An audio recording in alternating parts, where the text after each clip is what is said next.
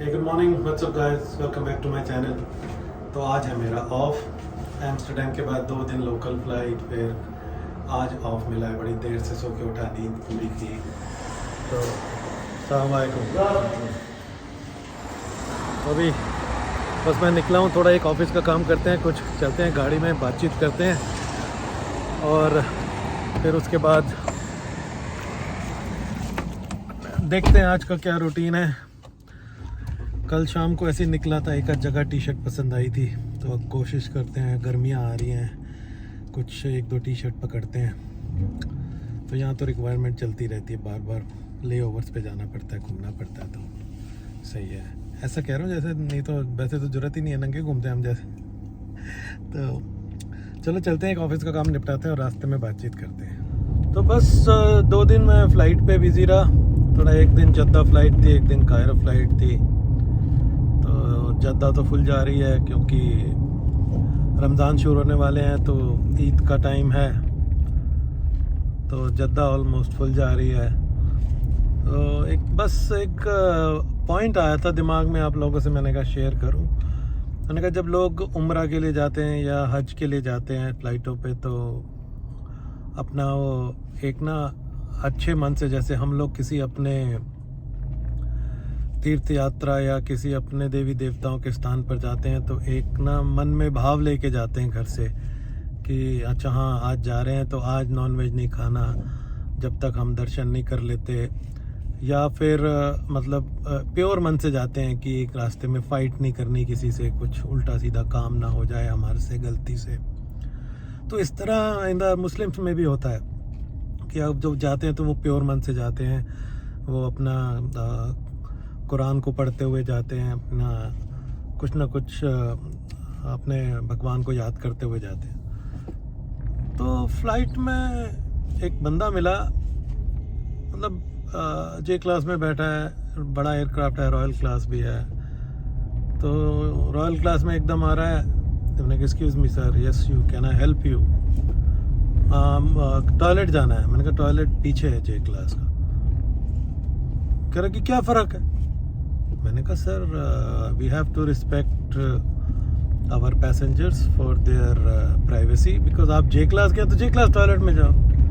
कहता toilet is toilet, और सीधा मेरे को ऐसे हल्का सा मतलब साइड पे करता हुआ अपना सीधा टॉयलेट में, रॉयल क्लास के टॉयलेट में चला गया। अब ये छोटी सी बात है, बनाने को तो मैं बड़ा इशू बना देता, सिक्योरिटी इशू ये वो, लेकिन भाई एक हज की फ़्लाइट है, एक लोग अपने उससे धर्म स्थान पे जा रहे हैं, तो ये बात मुझे अच्छी नहीं लगी। फिर गुस्सा तो उस समय बहुत आया, फिर मैंने कहा किसी तरह लीव इट। तो फिर वो बाहर निकला टॉयलेट से, तो मैंने उसको बोला नेक्स्ट टाइम आप अपने जे क्लास वाले टॉयलेट में ही जाना।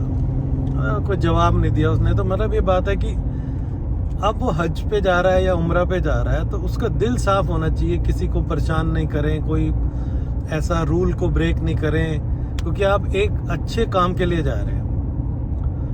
तो जैसे ये तो सब धर्मों में है कि जब आप जाते हैं तो आप अपना दिल साफ रखना चाहते हैं। तो मैंने कहा ऐसे भी कई लोग होते हैं, तो ये हमारी लाइफ में चलता रहता है, हमें कंट्रोल करना पड़ता है अपना एंगर, अपना गुस्सा हमें कंट्रोल करना पड़ता है, नहीं तो हमारा काम नहीं चलेगा, कितना गुस्सा करके अपना बीपी बढ़ाते रहेंगे।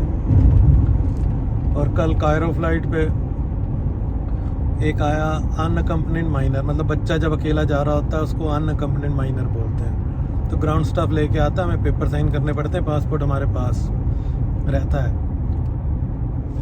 तो आया बच्चा व्हील चेयर पे, तो ग्राउंड स्टाफ मुझे बोल रहा है कि चीफ ये अनअकम्पनीड माइनर है। मैंने कहा व्हील चेयर पे क्यों है?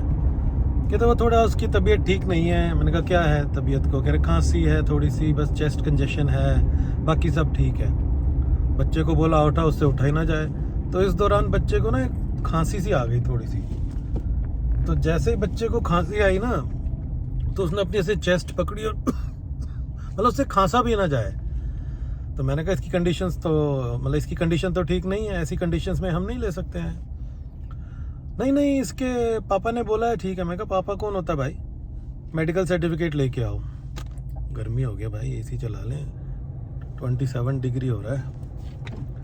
मैं कहा मेडिकल सर्टिफिकेट लेके आओ। मेडिकल सर्टिफिकेट तो नहीं है। तो मैंने जाके इन्फॉर्मेशन दे दी कैप्टन वैप्टन को। मैंने कहा captain I am not comfortable, कुछ रास्ते में प्रॉब्लम हो गई तो अकेला बच्चा है, हम क्या करेंगे। कुछ अचानक प्रॉब्लम हो जाए तो हम किसी को ऑक्सीजन दे देंगे, लेकिन हमें पहले से कंडीशन पता है तो हम क्यों एक्सेप्ट करें। कहता है ठीक बात है, उसको बोलो डॉक्टर सर्टिफिकेट लेके आए।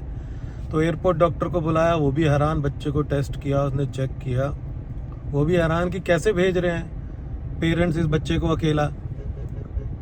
और ऊपर से क्या नाम है, मेरे को वो ग्राउंड स्टाफ बोलती है इसके पापा से बात कर लो। मैं कहा मैं क्यों बात करूं, डॉक्टर से बात करा, मेरा क्या लेना देना। तो मतलब ऐसे पेरेंट्स भी होते हैं कि मैं तो ऐसे अपने बच्चों को, या कोई भी ऐसे अपने बच्चों को जब बीमारी की हालत में, जब सीवियर है, इतना केस ज़्यादा है, तो ऐसे तो ना भेजें, किसी के साथ भेज दें, एक एक्स्ट्रा टिकट ले लें, थोड़ा खर्चा हो जाएगा।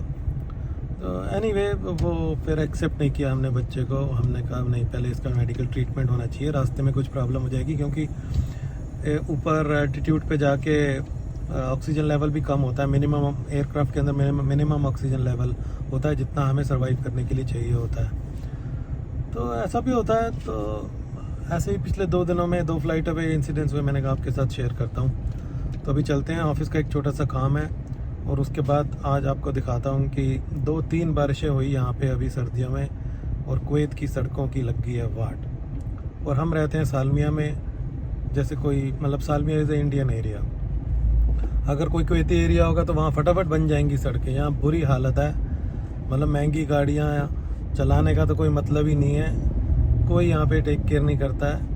तब देखो कब बनती हैं, कब ठीक होती हैं। पैचेस तो लगेंगे, लेकिन अभी रोड्स की आपको कंडीशन दिखाता हूँ आपको मैं कि क्या कंडीशन है इधर की। तो चलो पहले ऑफिस का काम ख़त्म करते हैं और मिलते हैं।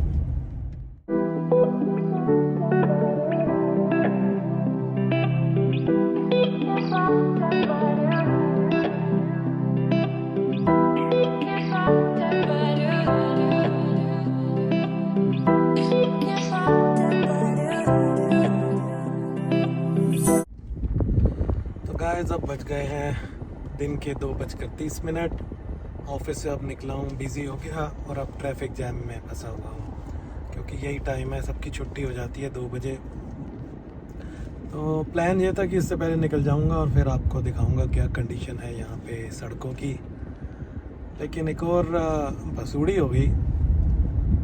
बसूड़ी ये हो गई कि सैलरी सर्टिफिकेट निकाला, सैलरी पे स्लिप, तो उसमें डिडक्शन हुई थी कोई 41 KD की।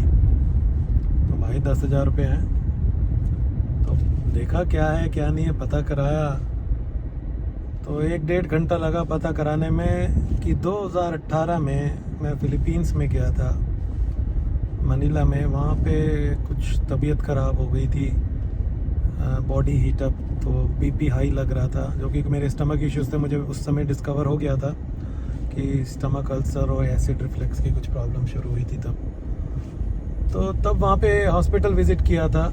तो उन्होंने कोई दवाई दी, सब ठीक हो गया नॉर्मल।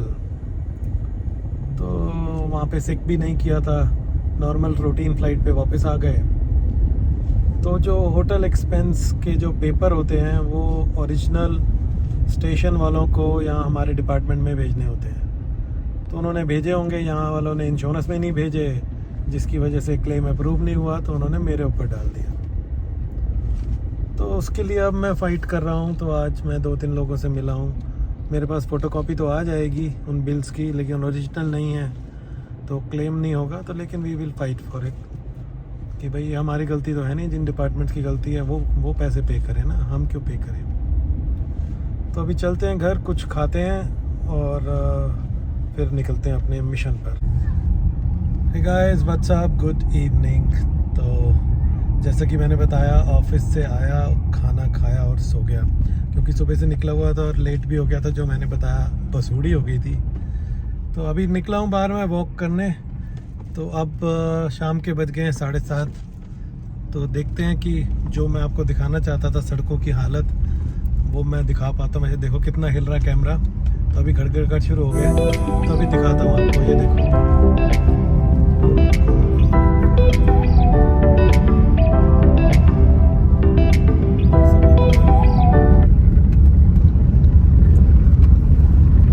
ये देखो क्या हालत है सड़कों की। ये देखो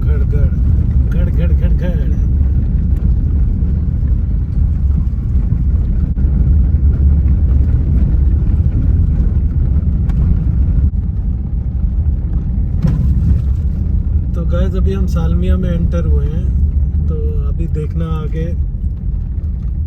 जो मैं आपको बता रहा था सब इंडियन एरिया है। तो अब हम गार्डन जा रहे हैं सैर करने। तो अभी हालत देखना, ये देखो अब यहाँ के गड्ढों की हालत देखो, धीरे ही ये चलाओ देखो। यहाँ पे। सालमिया तो दूसरा दिल्ली है। हाँ ये 2 बारिशों के बाद ये हाल हो गया अभी। ये अरे बाप रे, फोन भी स्टेबल नहीं है। तो जितने गड्ढे आएंगे तो स्टेबल कैसे हो सकता है।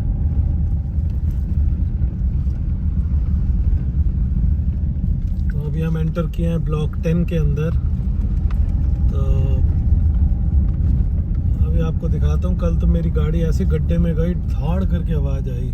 अभी इतना रश भी इसीलिए है यहाँ पे क्योंकि आगे सब गाड़ियाँ ना धीरे धीरे चल रही हैं, क्योंकि इतने ज़बरदस्त गड्ढे हैं।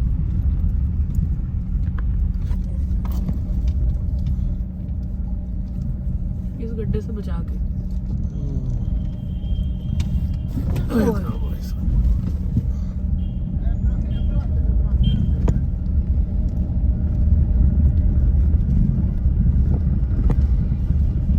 यहाँ पे हालत देखो इधर।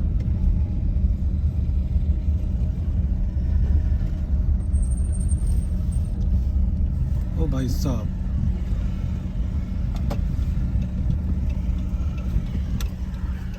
तो जैसा कि आपने देखा ये सालमिया ब्लॉक 10 का क्या हाल हो गया है। और कोई इसको रिपेयर नहीं कराएगा क्योंकि यहाँ सब इंडियंस रहते हैं।